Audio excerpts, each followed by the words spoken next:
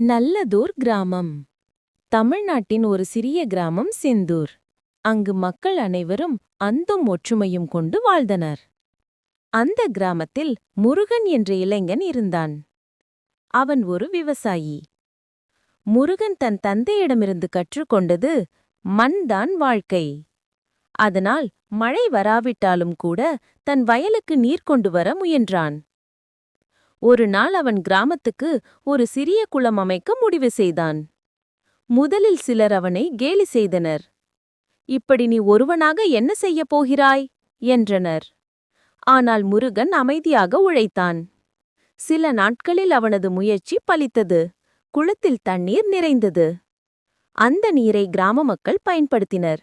பயிர்கள் பசுமையாக வளர்ந்தன. மக்கள் முருகனின் உழைப்பை பாராட்டினர். அதன்பின் அந்த கிராமம் நல்லதோர் கிராமம் என்று அழைக்கப்பட்டது.